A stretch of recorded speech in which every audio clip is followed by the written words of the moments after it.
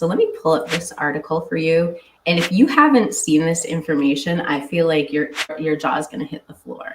You may have heard it alluded to, though, over the course of the last few months. So this is the article that Mikey sent me. And it says, Amazon lands Idaho murder docuseries. All right. The show is based on an upcoming nonfiction book by James Patterson and Vicky Ward. I can't help but pause right there and just to get your impression of what you think. The first thing is I am really excited to read a James Patterson novel. I do like his style of writing. I'm not a big novel person, but I am excited to see the way he puts the information together. Another thing that bothers me, I'll read on, but it sounds like, again, this is a pre-trial release. Come on. Prime Video is taking a big step in true crime. The Amazon-owned streamer has ordered a documentary series about the 2022 University of Idaho murders and the investigation arrest and the upcoming trial of Bryan Kohberger and a connection with the case. Amazon, MGM Studios, Skydance, and Story Syndicate are also developing a scripted series based on the case. The series will also feature interviews with the mother and the stepfather of victims Madison Mogen and the family of Ethan Chapin. Mogen, Chapin, Kaylee Gonzalez, and Xana Coronado were killed in an apartment in Moscow, Idaho in November of 2022. Kohberger was later charged with the murders. He is scheduled to go to trial in 2025. We are honored that the Chapin and the Laramie families have decided to exclusively collaborate with us to shine a light on the personal stories of Ethan, Madison, as well as Xana and Kaylee. And this is, okay, so let's stop here. This is what really, really makes this a story, is what we're about to read in this next paragraph, because I'm pulling up 1, 2, 3, 4 different examples of why this next paragraph is important.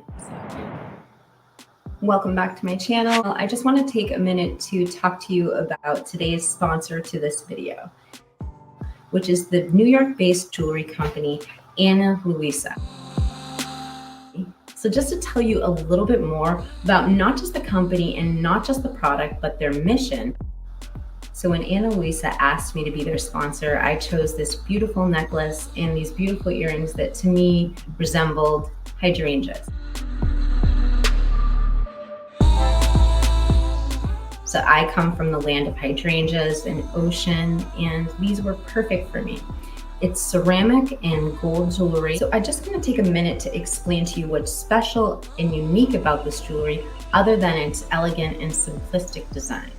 So a couple things about Ana Luisa. They have unmatched quality, no compromises. Every single piece is rigorously strength and humidity tested. So these are long-lasting, tarnish-resistant essentials that you can feel good about wearing. Elevate your style without emptying your wallet. I love this. Ana Luisa's designs start at just $39. And they do have like solid gold sets that are obviously more expensive, but this is such an affordable price point. What also this makes me think of is that this is the perfect price point to buy someone you really love or like, a female in your life, a nice piece of jewelry, because you can buy them something sentimental that's, might be $39, or you could splurge and get them something solid gold, a little bit more expensive. But either way, it's a great website, and you're gonna find gift ideas there for the women in your life. So I have a link below where you can get up to 30% off purchase at Ana Luisa. Is a paid affiliation, I have to let you know. I do get paid when you use that link. So I just would love it if you, and I would be so grateful if you supported this channel and made your next jewelry purchase through Ana Luisa Jewelry. So thank you so much for listening. I appreciate you, and let's get on with today's story. Different examples of why this next paragraph is important. So just take note. All right. Our unparalleled access to the families and the closest friends will allow us to paint an intimate and authentic portrait of our 4 victims and their lives at the University of Idaho, which were so tragically cut short. We couldn't ask for better partners than Skydance and James Patterson Entertainment to help us bring a definite telling of this important story to the world. Without influencing anything you have to say, I'd like to know in the chat, do you think that description sounds differently than Bloom's description? What are the differences in the sources between Bloom's description? Go ahead and drop it in the chat and we'll display it after I'm done with my sound bites. Because it is important, these books were sourced and written in 2 different styles. Okay, added Skydance TV president Matt Tennell. The events that transpired in Moscow, Idaho shocked the world and left many unanswered questions. With Liz Garbeth and James Patterson at the helm, and with the involvement of the Chapin and Laramie families, we will shed new light on these horrific murders and the horror of the 4 innocent lives that were taken too soon. Let's move on. Both documentary series and potential, sorry guys, I didn't mean to say potential. Both docuseries and potential scripted series stem from Patterson's first look deal, Skydance TV, the company that is also producing Prime Video's Cross, based on Patterson's Alex Cross novels and starring Aldous Hodge, along with Paramount's television studio. So I find this really interesting. So let's just read how Bloom describes his book on Amazon. When the Night Comes Falling. The definitive inside story of the Idaho murders from best-selling author Howard Bloom, whose groundbreaking coverage of the story was a nominee for the Pulitzer Prize. So this is timed for a trial that will capture the nation's attention when the Night Comes Falling examines the mysterious murders of the 4 University of Idaho students, having covered this case from its start. Eager award-winning investigative reporter Howard Bloom takes listeners behind the scenes of the police manhunt that eventually led to the suspected killer, Bryan Christopher Kohberger, and uncovered a large lurid questions within the unthinkable tragedy. Reminiscent of the panoramic portraiture of The Cold Blood and the executive song, When the Night Comes Falling offers a suspenseful, richly detailed narrative that will leave its listeners transfixed. They're marketing them differently. And so I thought it was really interesting because I actually had an author on my show on Friday, if you didn't catch it. And I'm just going to read her bio because it's really short. The soundbite I'm about to show you, it shows why it's so impressive. So I interviewed Dr. Katherine Ramsland, and most people know her best as a brilliant forensic psychologist. And so I'm going to read you her bio, and then I'll play you her soundbite. Dr. Katherine Ramsland teaches forensic psychology and behavioral criminology at the graduate program of DeSales University, where she is professor emerita. She has appeared as an expert in more than 250 crime documentaries and was the executive producer of Murder House Flip on A&E's Confessions of a Serial Killer, BTK. The author of more than 1,800 articles, 73 books, including Confessions of a Serial Killer's Apprentice, and How to Catch a Killer. She pens a regular blog for Psychology Today. She has also written a fictional series based on female forensic psychologist Annie Hunter, who consults death investigations. So let me bring up this soundbite for you.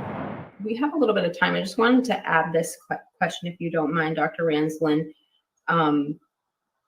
You are an accomplished nonfiction writer, which is a specific and special skill. So you have personally researched and written about very profile cases, as we've been talking about. So we do a lot of scripting here on YouTube for our videos, and a lot of us write as well. What advice would you give others when writing and scripting nonfiction crime stories? Well, I think the first thing you have to do is research.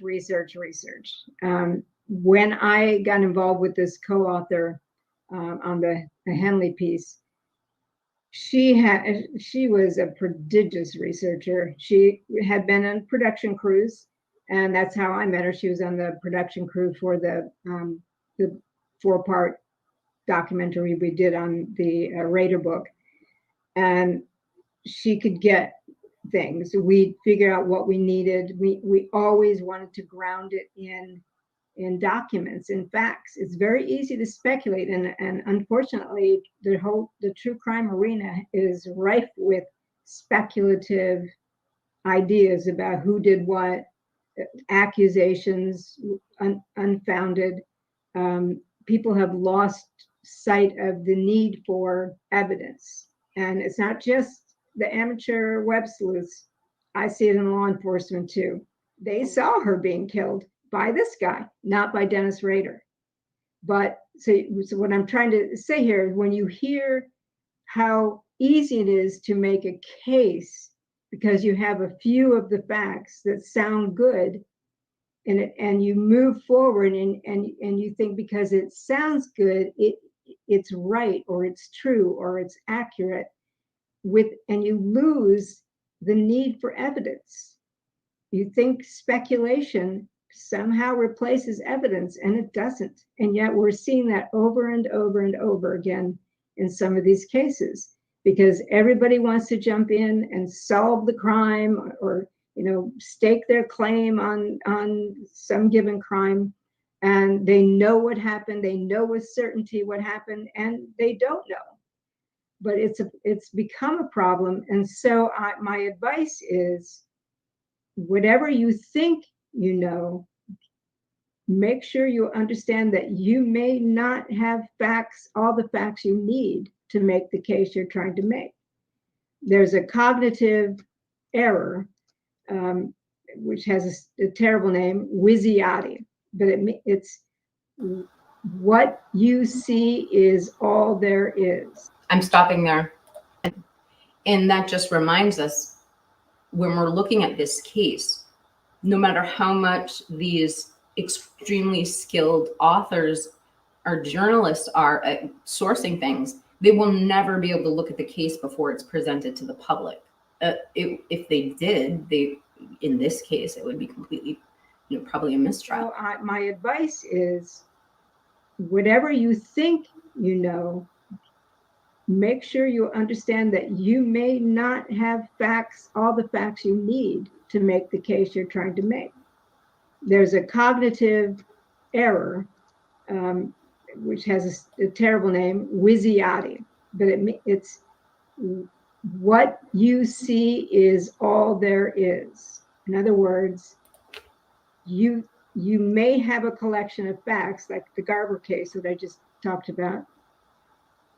You get the notion that these are all the facts there are, and then you spin your case off of that, and then we find out there's all this other stuff that you didn't put into your case that's also part of the picture, and it changes the picture. So thinking that you have all the facts is probably the number one mistake that I see among the writers in true crime. They think they have all the facts and everything they need to make the case, and they don't. So always be cautious and always make sure there's evidence backing what you have to say, not just speculation that sounds good. Because a case that you think is good enough isn't the same thing as really actually a good case. And so I would say, be careful.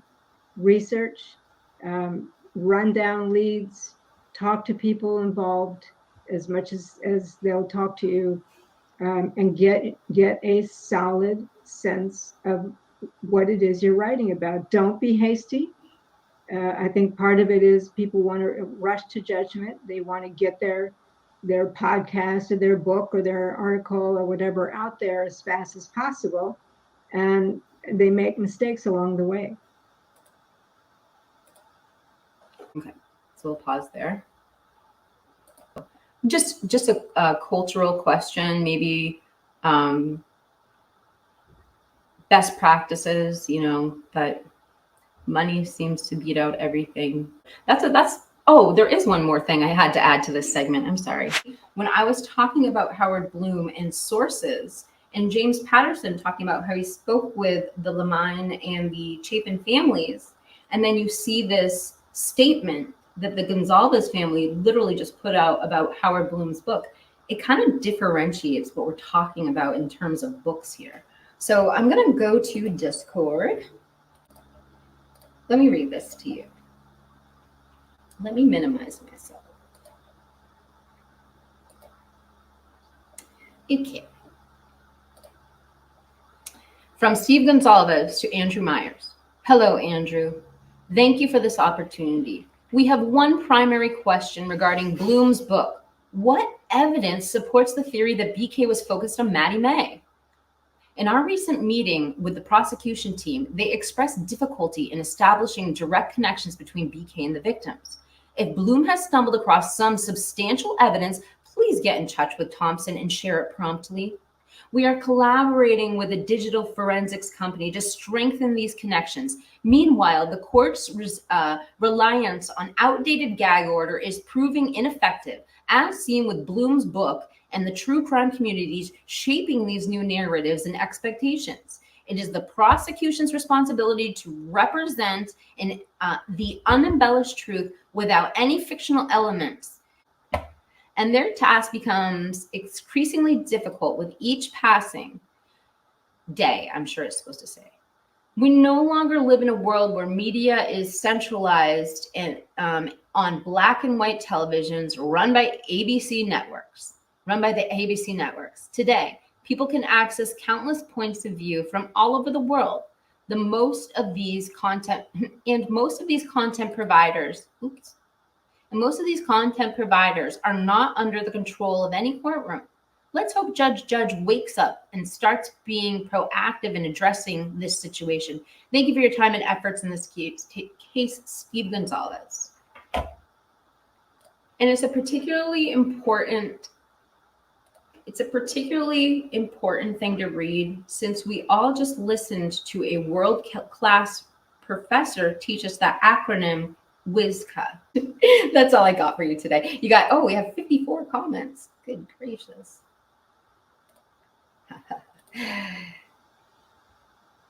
Okay, James Patterson is a phenomenal author, and I don't know if he even writes all of his new books, but he certainly has all the talent coming to James Patterson Publishing. So good. Such an interesting development in this case that we're going to have that kind of skill. Giving us a narrative based on the firsthand account of the victims' families. WSU Mom Kim says, does it make more sense that Bryan and Bethany had ties? He said she could exonerate him. I don't think Bryan has the ability to lie as a mom, not as a fact. People talking about them like rumor. So I've never reported them on this channel, but I don't know. And we'll find out. Dean says, WSU Mom Kim, agree 100%. Anyway, that's it for today's, you guys. I hope you have a wonderful day. And let me give it a piece of your journey today. I just want to thank Ana Luisa for being open to sponsoring a video like this in the true crime community. We welcome you to the true crime community. And please don't forget, I have an affiliate link in the description below that can get you up to 30% off, and it can help you support my channel. So thank you. I hope you have a blessed day. Don't forget to hit that like button and subscribe. Peace.